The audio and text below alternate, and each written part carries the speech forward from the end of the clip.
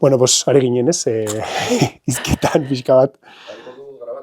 Bai, zu grabatu, lasai. Ari ginen izketan hori, oroar, ibiltzen zaretela horren kantakekin kamisetak egiten ere, eta ez? Bai, daukagun makinatxo bat, erosi genuen duela urte eta erdi edola, eta hasi ginen hori instanpazioak egiten edo. Lehenengo gure materialetan pentsatuz. Azkenean kamisetak erosten dituzunean, por mayor edo egin behar da, ez? Orduan, imaginatu, 500 kamiseta erosi. Eta denak saltzen ez badira, kriston... Hombre, zuretzak zu jaten duzu, ez? Karo, gorde behar duzu, tokia behar duzu... Ostras, posideio, no da, Igual musikalan David egin barko dugolako zerbait. Askotan pentsatu txapekin hasi ginen gu, eta badugu makina hori, eta askotan erabiltzen dugu. Txapena, gozada bat, ez? Etekin pilo bat... Bai, seguro. Primeran, pues, hasiko gara, ezta? Klaketa egiten lagunduko diazu? Bai. 3, 2, 1...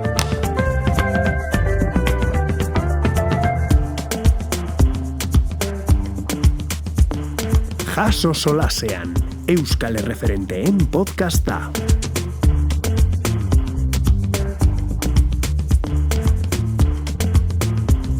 Bueno, gaur Nerea Urbizurekin gaude.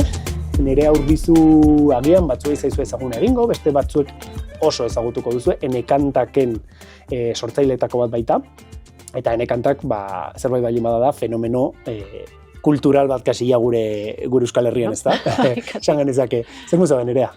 Ongi, tsunami bat pasa berri dugu, orain diskoa berria ateratu gulako, liburua, emanaldia estreinatu dugu, eta orduan orain ja bizkala izaiziago. Dirudi Durango Azokarako mundu guztiak atera behar duela... Ala ematen du. Bai, udazkena izaten da, frutuen garaia. Udan hor prestatzen, ez? Eta gero... Oso ongi. Zuk egituzu komposizioak idazten duzu zuen? Orokorrean bai, azkeneko diskonetan hola izan da bai. Letrak eta musika biak. Bai, batzutan izaten dut letretan laguntza, edo kolaborazioak, edo Julio Soto izan dugu azkenekoa, edo Aritz Gamboa, edo izaten dugu, olako noizean behin, edo Gorka Anaiak ere egin zuen behin bat, olako kolaborazioak. Ze ongi. Bai. Bueno, hasiko gara, gonbidatu guztiekin gustatzen zaigu, badakizu ikastola bat garela, eta pixka eta gutzarora jotzea, ez? Eta hitz egitea, batez ere zu... Nerea, azteman nahi zerrenda irakurtzen, zer zaren musikaria, idazlea, zuzendari artistikoa, produktorea. Hola zerrendatuta, ez? Bai, baten du kriston... Gauza pila bat, Bai, ez ni. Baina, hori guztia lotura dauka musikarekin urre guztiak, ez da? Hori da. Eta hori nonbaitetik etorriko zaizu, ez? Txikitatik izango duzu gara ziren bat, ez? Bai, baina, neuken oso garbi txikitatik musikari izan behar nuenik inolaz ere, nik ez nuen hortan pentsatzen. Nik jolasten nuen eta kitxo, ez nuen, bai, hori zen. Egia da, gurasoek bultzatuta edola, musika eskolan sartu nintzela. Lekunberrin. Lekunberrin bertan, Arala Rudal musika eskolan.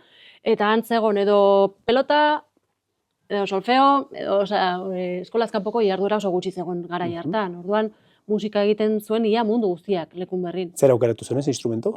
Piano egin nuen, bai. Eta, aukera asko ere etzegoen, 4-5 instrumentu, baina, ni pozik pianoarekin eta kitxo, ez? Eta, karrera bukatu arte, hori esan beharra dut. Gero, euskal kantu txapelketan... Konservatorio egin zenuen, erdi maila eta goi maila. Hori da, bai, Donostin bukatu nuen. Musikenen. Musiken etzen existitzen, ni aurreko generaziokoa naiz, Plan 66. Nola? Plan 66. Plan 66. Igual, 76. urtekoa izango da. Ematen du, ez dakit, olako... Bai, plan estrategiko... Bai, olako zerbait, bai. Olako zerbait, adoktrinatzeko... Hori da, el Plan 66. Bai, hori ba. Pianoko karrera bertan, bai, gero hori abesten genuen desiente, eskolania bat zegon Lekunberrin, eta koro txiki bat, umeen koroa edo eskolania, eta hor abesten genuen, eta maila polita lortu genuen, Tolosako lehiaketan parte hartu genuen, eta... Gaur egun ja internazionala da, eta horren dela gutxi bilidera ez dakit nonde Indonesiatik, edo ez dakit nondik etorri diren. Izan daiteke, bai, orduan ere, ez dakit zeinekin batera abestu genuen, baina Europatik etortzen ziren, eta bai, maila polita lortu genuen. Eta gero gaur kantari txapelketa, ez dakit ezaguna egiten Bai, zaizun. guk parte hartzen dugu. Bueno, Bai. ja ez da txapelketa, Topaketa da, orain ez? topaketa Hori da, da. baina, eta begira, hezkuntzak bultzatzen duen neurritik, nik uste dut Ikuspegi garrantzitsua, hortatik, askoz bai, garrantzitsua dela txapelketa ez izatea, eta ez Hori da, egotea hori da. irabazlerik. Ba, gure garaian txapelketa zegoen, bai, eta urtero joaten ginen, Mira. urtero. Aurrekoan ere aipatu nuen Nirama, baina eske Niramak aurkantari txapelketa irabazi zuen bere ikasleekin. Ze esatezu? Bai. Ara. Bai. Bere. Ermita Berriko eskolan ibiltzen bere. zen bera, eta hori irabazi zen. Vale. Selva Baronekin, ez dakit gogoan duzu Selva Baron, Zetaken egin du kolaborazio bat, Vale. eta, bueno, gaur egun ibiltzen da, hemen inguruan ibiltzen da Nafarroa mailan eta kantari, eta Vale. ez dut jazz estiloan, eta hor. Ja, bueno, gonbidatuko dugu ene kantakena agian. Noski. Bai, pues, ahots polita du, Bai, jarraitzen baduzu seguru. sareetan. Seguru. Hola da. Seguru. Bai. Oso ongi, Eta esaten zenuen hori. pixka bat, bai, musikarekin daukadan kontaktua edo hori da, bai. Oso ongi. Osea, etxetik beti sustatua, ez da? Hori bai, eta gero amak asko kantatzen du, edo zuen ere bera gazteagoa zenean, eta, bueno, beti kantatuta hori bai. Baina, bueno, ez hola gauza sutsu bezala, era natural batean. Eta gero, gogoan dut, bai, 14 urtekin edo eskolara etorri zirela, orain DBH2 izango zena, eta orientatzaile bat etorri zen, eta papertxo batekin, eta zer izan nahi duzu handitan, edo zer ikasi nahi duzu, ez? Eta orduan paper hortan jarri nuen musikaria, kazetaria, lorezaina edo aktore. Begira. Lorezainarena falta zait. Baina bestela, kazetaritza... Bueno, baina etxean igual izango dituzu loreak, ez da? Izango duzu lorategia polit-polita. Polita ez dakit, baina, bueno, hortxe, bai, natura sortu da hor, bai. Orduan, nola da, liburu bat landatu, bai, liburu bat idatzi, zuaitza landatu, eta amatasuna. Bai. Ama ere bazara. 3 aldiz.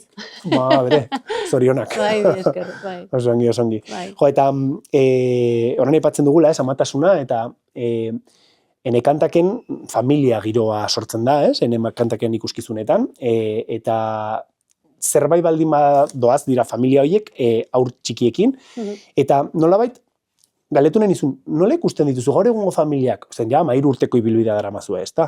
Eta holako zerbait. Eta nola aldatu da bilakatu dira familia horiek, lehen zirenak, eta orain dira, zen suposatzen dut aurrak izaten jarraitzen dutela. Bai, aurrek izaten jarraitzen dute, zorionez, baina uste dut haurtzaroaren zati bat kentzen ari zaiela. Bai, Bai, joan da pixka bat nik uste dut, eta esango nuke pandemiak egin zuela olako mozketa bat.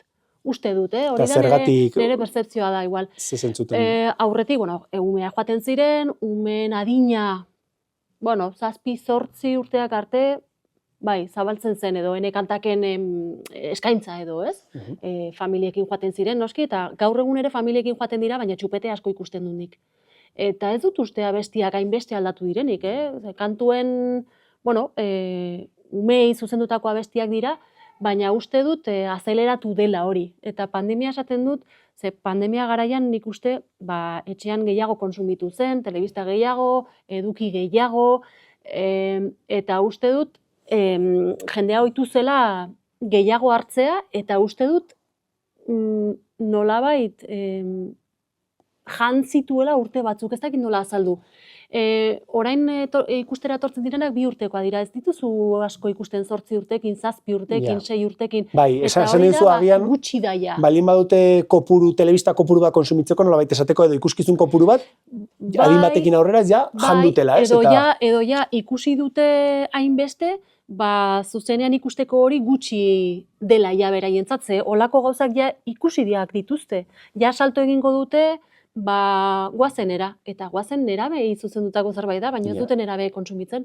Jo, nik badut 5 urteko alaba bat, eta azten ari da lagun batek edo beste batek aipatzen duelako guazen hemendik eta handik entzuten, baina egia esan da, guk oraindik, hori esan duzuna, ez, hemen frenatu nahi dugu pixkatzen, ikusten dugu, bueno, de hecho, gure bi ikasleoik parte hartzen dute edo parte hartu dute guazenen, musikalan izan dakoak, eta sartu ziren 16 urterekin, hemen txolatzen zeudenak ziren hemen nerabeak guazenekin. Eta gaur egun, zuk diozuna, 7 urtekoak, 6 urtekoak 8. Bueno, mertxana ikus dezakezu, 6-7 urtekoentzat dago prestatua, guazeneko jertxeak edo kamisetak.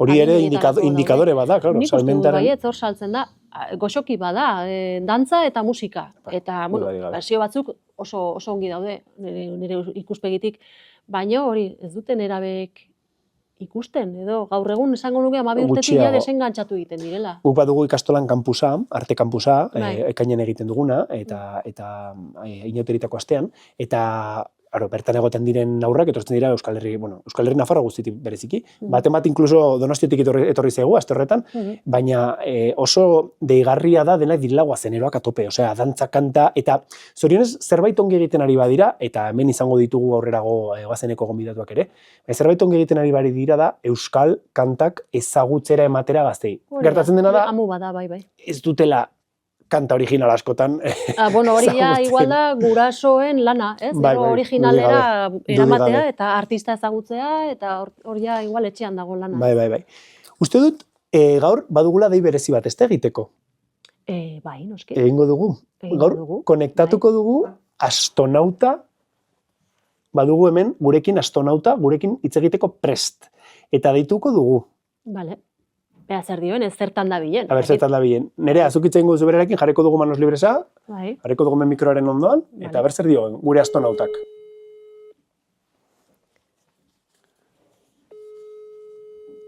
Ea hartzen duen. Ezaguna duen.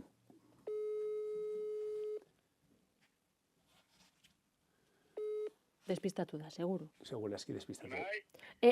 Astronauta! Gaixo, zer modu? Ara, despistauta harrapatu zaitut, ez da?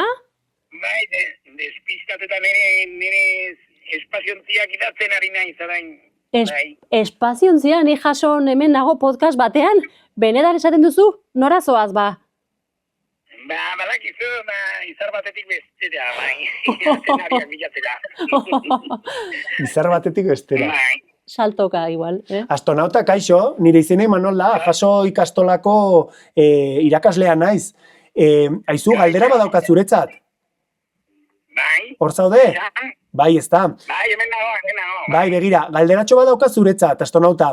Espaziontzi horretan, aur txikiak igo daitezke, badaukatala bagaldezka ber, posible ote den espaziontzira zurekin joatea. Espaziora zurekin joatea. Igotzea, bai, espada mariatzen, bai, badakizu, bai. Igual dira, baina nire galdiak luzeak izaten dira eta gutxitan hartzen dut lurra. Ai, beti izarretan, ez da? Imaginatu igual. Eta despistatuta, noski. Ja, igual meteoritoak eskibatzen, ez da? Bai, hori da, meteoritoak edo azenario bizkotxa jaten. Osongi. Aizu, zorionak badakidalako diska berria atera duzuela, Bai, bidai izugarria egin dugu, bai, baina ez da izan espaziontzian, izan da urbiren tramankulu batekin egin dugu, bai, denboran bidaia. Primeran. Aizu, eskerrik asko gurekin ratutxo bat sartzeagatik podcastean, eta musu handi bat, bale? Bai, berdin zuei eta jasoko ikastolako guztiei ere bai, nahi duzuenean etorri nirera, harrapatzen manau zue. Osongi, astronauta afaltzerako itxengo zaitut? Bai, afaltzerako zer dago afaltzeko? Azenario puea? Bai, hori da. Orduan bai. Vale, osongi, gero arte ba. Agur. Aio. Jo, ez suerte agurea, ez da, astronautarekin. Bai, ez dauka konexio hona hor espazioa, baina, bueno, aizu, kobertura badiri funtzionatzen duela, ez? Bai, funtzionatzen du. Pentsatzen nuen momentu batez gertatu behar zitzegula atzo revuelta ikusten ez dakit aukera izan zenuen, revuelta ikusteko ez. Ez asko ikusten Bueno, guk atzo etxean ikusten eta gertatu hemen zen, hori, revueltari gonbidatu erori zitzaiela. Vale. Ez dakiten zunduzun. Antza, Pablo Motos eta bere ariek mugitu omen zituen, gonbidatua ez sartzeko programara, eta gonbidatua kamerinoetan zegoen, eta esan zuen eske saldutanago, ezin dut egin, zen harrapatuta naute, eta ezin izatera. Benetan. Eta bota zuten, eta esatzen nuen, eta aurreko horretan, aurreko sekzioan bazegoen hau nola da, Donostiarra den mutila hau, ez dugu gan orain, Juani Mediorekin konektatzera, eta zain zegoen tipua. Zegoen hor Juani Medio zain, eta karo, ordu eta erdi, arazo horrekin, luzatu zitzen, geratu mentzen konektatu gabe, deian sartu gabe, ez? Zaten, pues, aber guri gertatu behar zizugu zabera, eta astronautak guzti behar gaituen zintzili. Pablo Kereo sartu behar dituen ariak, ez? Pablo Motosekin igual badu. Igual, kalo. Bueno, neko astronauta bada ere, ez, Pablo Motos. Bai, hori da. Bueno, en fin, ez gaitu nentzuten. Osongi, bueno, jarraituko dugu gure podcastarekin, eta jo nahi dut Katamaloren garaira, bueno, eta egin dituzu musikari lan guzti horietara, ez? Nola da oholtza zure nebarekin partekatzea eta, bueno, familia giro horretan egotea? Bueno,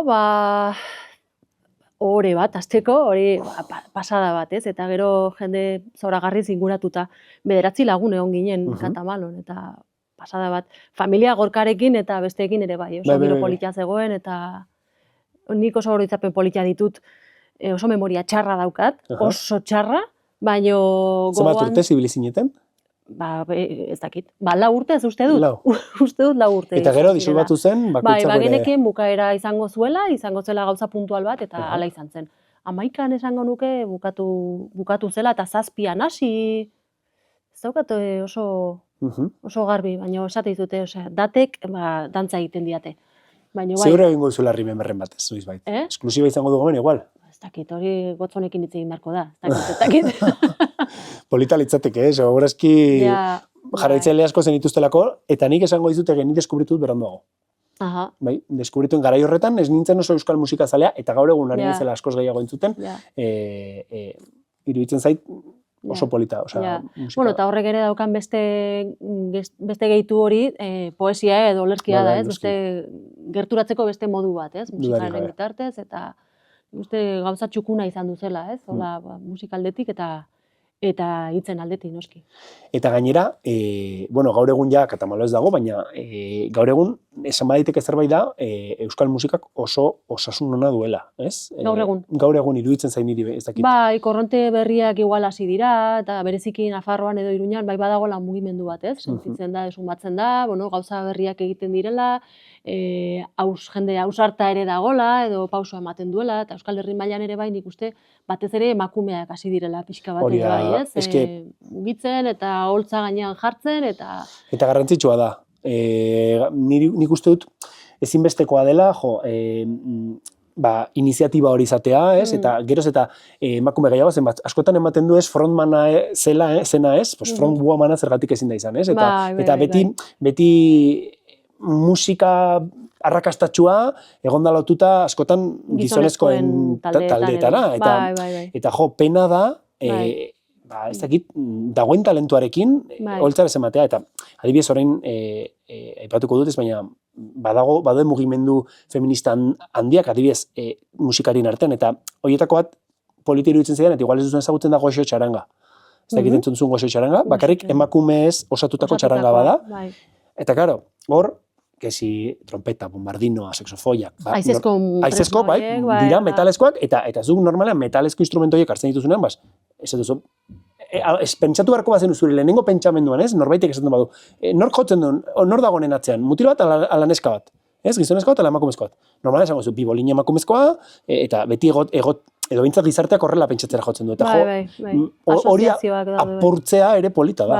Bai, lehenkoan nire herrian, lekun berrin, txaranga bat aritu zen jotzen, eta emakumezko bat ikusi nuen eta harritu ninduen. Ostras, emakume bat, eta tromboia jotzen edo, ez? Eta, ostras. Esaten zuten, ez?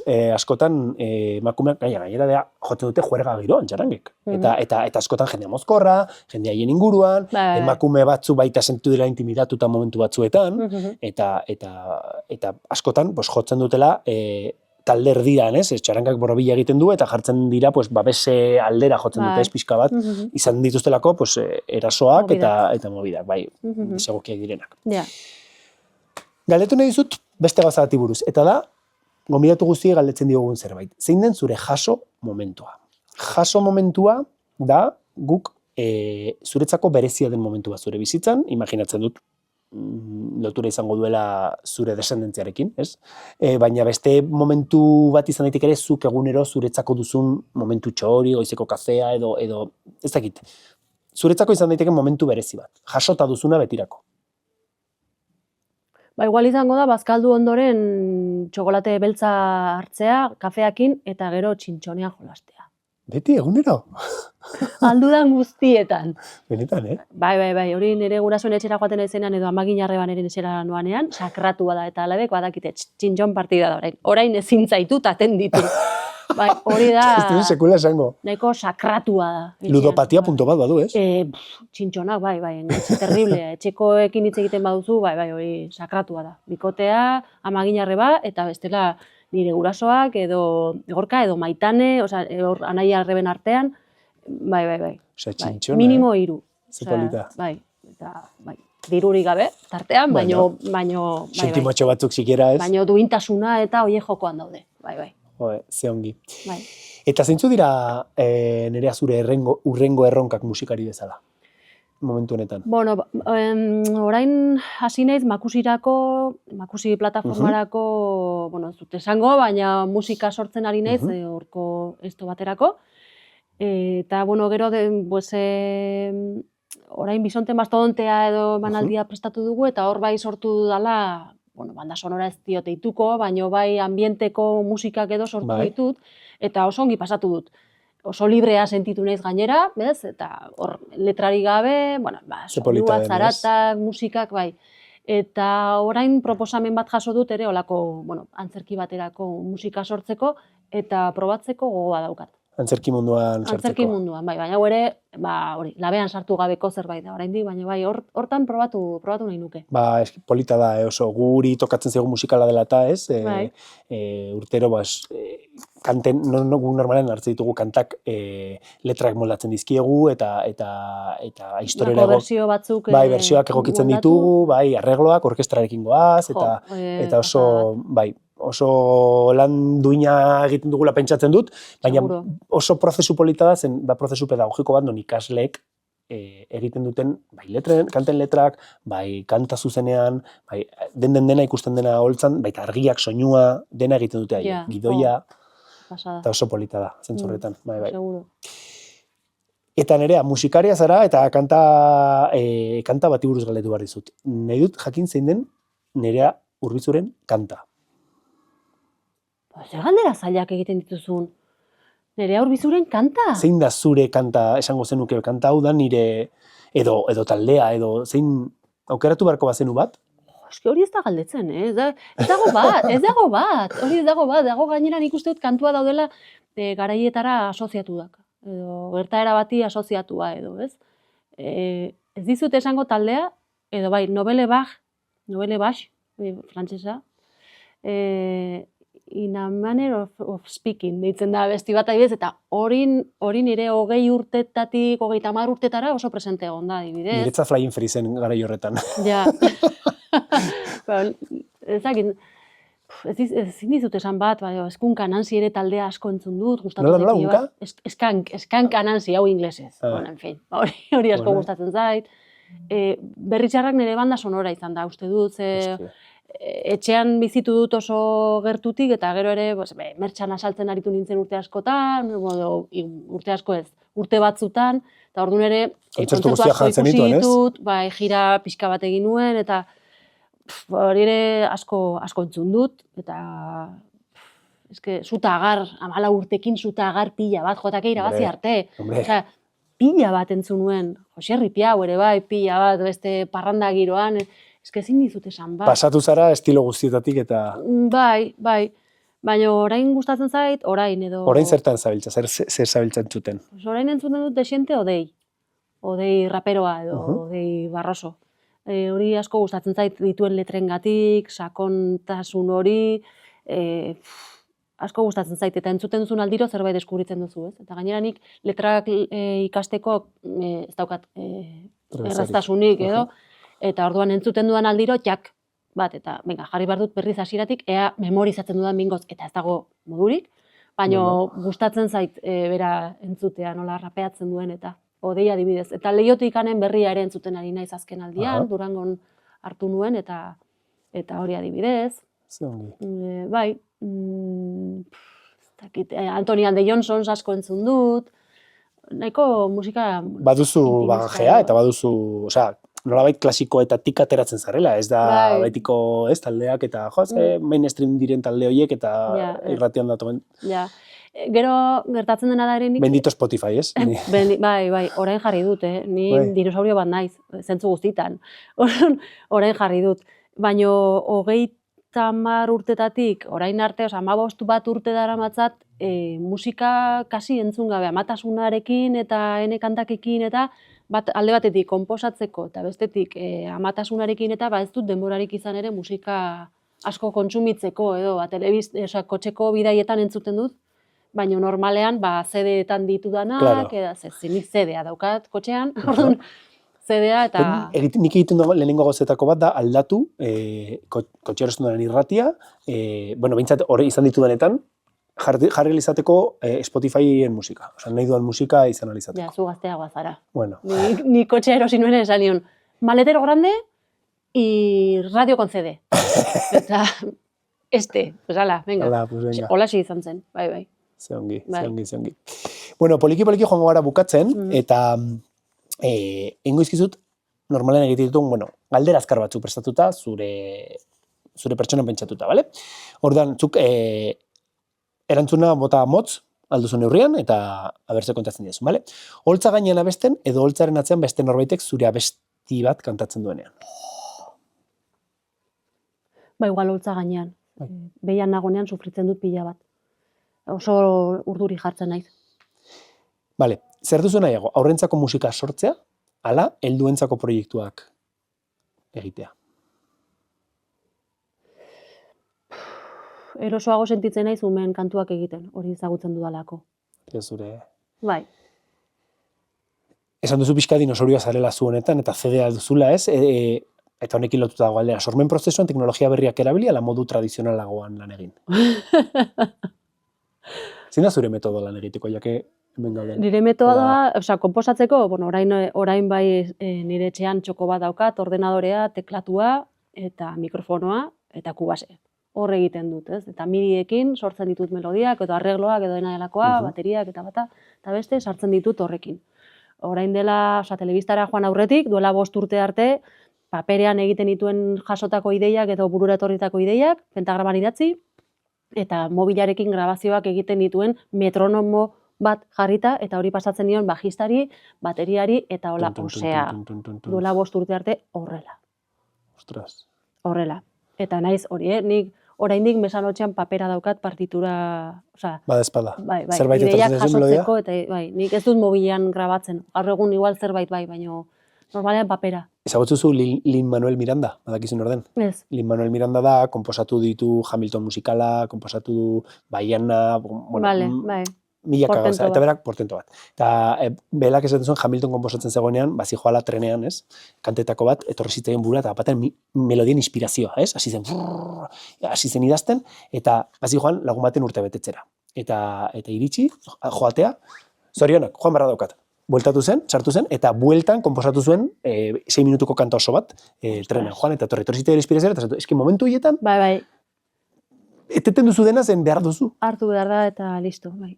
Ez, bilatu behar da olatuari. Bai. Bale, irakurri alantzerki bat ikusi. Ezin dira biak. Antzerki bat irakurri egin. Igual irakurri. Bai. Osangi. Zuzeneko emanaldi bat, leku txiki batean, hurbilekoa, edo auditorio erraldoi batean jendetzarra... Toki txiki batean. Bai. Publikoaren hurbiltasuna. Bai. Emale bezala, Emale bezala, ere bai, txikia. Bai, nahiago. Bai. Baina hori pixkat batzutan doak kontra, ez, produkzioa ordaindu izatearekin, ez? Hori da, Eskotan. bai. Horrek du kontrapartida hori. Kontrapartida, bai. Bale. Non bilatzen duzu inspirazioa zuk? Begira, azkeneko, hau erantzun luzea egin dezaket? Egin dezakezu, benga, bai. Bale. Azkeneko 5 urtetan telebistarako konposatu dut, eta bai izan dela laboratorioko musika, ez dakit nola. Bai. Ez, orduan, bai izan dela, ordutegi moduko bat jartzea, eta venga, gaur egin behar duzu kantu bat. Edo aste batean egin behar duzu bat, eta gero estudiora joan behar duzu, beste ritmo bat da, ez? Eta freskotasunik gabekoa askotan, bai? egin behar da, entregatu behar da, eta eman behar da, ez? Orduan, azkeneko urtean bai izan dela, hori, batzutan begiratu ordenadoreta, interneten begiratu, ez dakit, zeri buruzko abestia, gaztari buruzko abesti bat. Gazta, pues a ber, ze abesti daude edo, badaude, ez daude, zer landu dezaket honekin, irudi geometrikoak. Venga, irudi geometrikoak, ez? Pixka bat, gauza batek eramaten dugu beste batera. Edo aurrentzako musika entzun, ezakindungo musika, Holandakoa, aur musika. Venga, eta harmonia hori, eta, begira, harmonia hori ez, baina horren antza duena, edo hori menorrera pasako dut, edo, ez? Edo hau maiorrera, edo holako iturritxoak bilatu. Batez ere hola izan da, azkeneko 5 urteetan, bai. Oso ongi. Euskal musika, estilo berritzaileak edo tradizioa? Zeri deitzen diozu tradizioa? Bueno, pues gaur egungo gure euskal musika tradizionala beti jotzen dugu, ez? Trikitixa, akordeoia, banderoa, gure folkloreko instrumentoekin lotura duena, edo nolabait modernizaziorako bide hori. Zara... Fusio bat. Ez naiz, triki-triki, baina naiz ere chill mafia zale amorratua, bai? Ez dakit nola esan, baina bai fusioak gustatzen zaizkidala edo gauza berriak probatzea ere bai, ez dut chill mafia zaidani gustatzen esan. Bai, ulertu izut, bai. Estremoa da behar bada, ez? Bai, pixka reggaetonean, trapean oinarritutagoak. Bai, eta beste, bai, baina rapeoa asko gustatzen zait ikaragarri, asko gustatzen rapeatzea, eta batez ere mezu bat baldin badaukate, ez? Bertsolaritza badu rap... Hori da. Badu, gure rap tradizionala badugu, ez? Hori da. Eta bukatzeko, azkeneko galdera gaurkoa. Oso zaila dira, sufritzen nahi naiz, eta izer ditan, bota. Hitz bakar batean definitu beharko bazenu zure burua?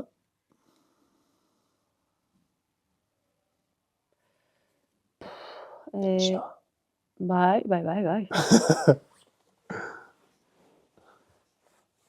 Apuratu ausarta. Apuratu ausarta. Bai. Ostras, eta hori zer da, apuratu ausarta? Hitz batean, ez? Baina. Apuratu ausarta,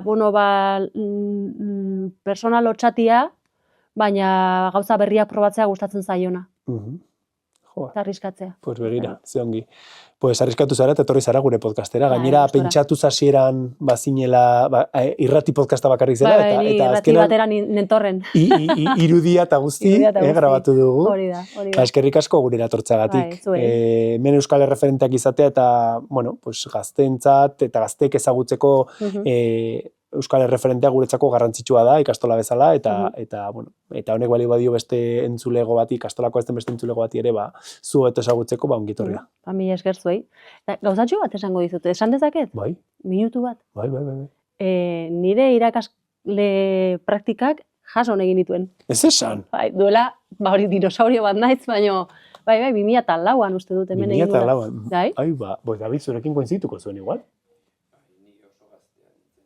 Eta ni ere bai, baina bai. Musika irakasle. Musika irakasle, Letizia Oleti. Hemen egongo da. Hemen dago bai, bai. Gero ea ikusten dugu. Agurtuko dugu, osongi, pues. Egira, sorpresa. Ostras, jakin izan bagenu, hortik tiratuko nintzen igual bizka. Horregatik esan dut bukaeran. Bueno, eskerrik asko, eta placer bat. Vale, mi esker. Vale.